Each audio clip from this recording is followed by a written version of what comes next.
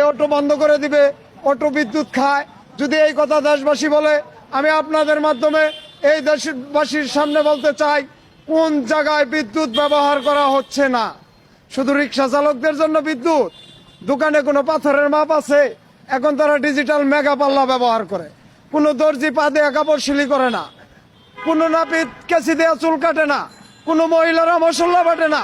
আপনারা রান্না করার জন্য প্রেসার কুকার, গরম করার জন্য ওভেন, কাপড় ধোয়ার জন্য ওয়াশিং মেশিন, রুম গরম করার জন্য হিটার, গরমে ঠান্ডা পাওয়ার জন্য এসি, সব কিছু ব্যবহার করবেন। আর রিক্সা চালকদের গাড় ধরে রিক্সা চালাবেন। এ দেশে ডিজিটাল কোনো স্বপ্ন তাদের জীবনে পাইতে দিবেন না। এই ষড়যন্ত্রের রায় এই দেশবাসী মেনে নেবে না। অটো রিক্সা বন্ধ করে দিবে, এটা আমাদের কোনো দুঃখ নাই। আমরা এ দেশের নাগরিক, আমাদের খেটে খাওয়ার অধিকার আছে না? একটা বিকল্প কর্মসংস্থান তৈরি না করে এ ধরনের আত্মঘাতী রায় দিয়ে দেশের ভিতরে নতুন করে একটি সংঘাত তৈরি করার পায়তারা চালু করা হয়েছে। আজকে মোহাম্মদপুর, মিরপুর, ওই যাত্রাবাড়ি, এই জায়গায় অটো চালকরা বিভিন্ন বিক্ষোভ এবং সংঘর্ষে জড়ায় পড়ছে আইন শৃঙ্খলা বাহিনীর উপরে। তারা আইন শৃঙ্খলা বাহিনীর বিরোধিতা করতেছে। কিন্তু গত 2 দিন আগেও এই শহরে অটো চালকদের পক্ষ থেকে কোনো ধরনের আন্দোলন ছিল না। এটা একটা নতুন স্বাধীন দেশ।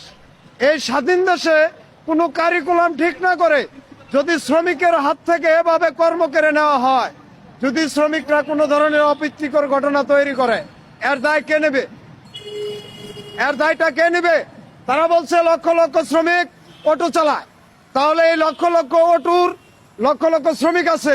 আজকে আমরা দিশেহারা, আমাদের ফ্যামিলিরা তো অবাক, আমাদের ছেলে মেয়ের মুখের দিকে আমরা তাকাইতে পারতেছি না। হঠাৎ করে এ ধরনের একটা সিদ্ধান্ত আমাদের উপরে পারমাণবিক বোমার মতো আক্রমণ করছে। এই অটো বন্ধ করে দিবে, অটো বিদ্যুৎ খায়। যদি এই কথা দেশবাসী বলে, আমি আপনাদের মাধ্যমে এই দেশবাসীর সামনে বলতে চাই, কোন জায়গায় বিদ্যুৎ ব্যবহার করা হচ্ছে না। শুধু রিক্সা চালকদের জন্য বিদ্যুৎ, দোকানে কোনো পাথরের মাপ আছে, এখন তারা ডিজিটাল মেগা পাল্লা ব্যবহার করে। কোনো দর্জি পা দেয়া কাপড় সিলি করে না, কোনো নাপিত কেসি দেয়া চুল কাটে না, কোনো মহিলারা মশলা বাটে না। আপনারা রান্না করার জন্য প্রেসার কুকার, গরম করার জন্য ওভেন, কাপড় ধোয়ার জন্য ওয়াশিং মেশিন, রুম গরম করার জন্য হিটার, গরমে ঠান্ডা পাওয়ার জন্য এসি, সব কিছু ব্যবহার করবেন।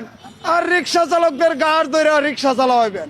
এ দেশে ডিজিটাল কোনো স্বপ্ন তাদের জীবনে পাইতে দিবেন না। এই ষড়যন্ত্রের রায় এই দেশবাসী মেনে নেবে না। এই বৈষম্য বিরোধী আন্দোলনের লক্ষ্য হলো বৈষম্য দূর করা। তারা যদি বিচারপতিদের বৈষম্য দূর না করে, এই দেশ থেকে বৈষম্য দূর হবে না। এই রায়ের ভিতরে বৈষম্য প্রতীয়মান। আপনারা দেখতে পাচ্ছেন, প্রিয় দেশবাসী, 36 দিন আন্দোলন ছিল, এখানে চাকার ইঞ্জিনের কোনো গাড়ি ছিল না। এই ইট পাটকেলের ভিতরে রিক্সাওয়ালারা রিক্সা টাইনা নিয়ে যাইতে পারতো না।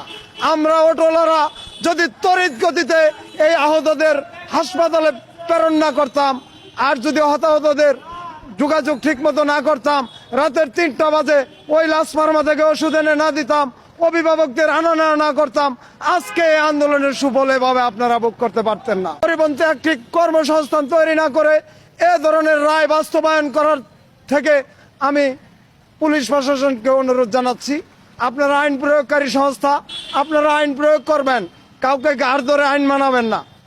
কাউকে গাড় ধরে আইন মানানোর দায়িত্ব তো আপনাদের না। আপনারা যে আইন প্রয়োগ করলে দেশবাসী আইনের সুবিধা ভোগ করতে পারবে, এ ধরনের আদেশ আপনারা মেনে নেবেন।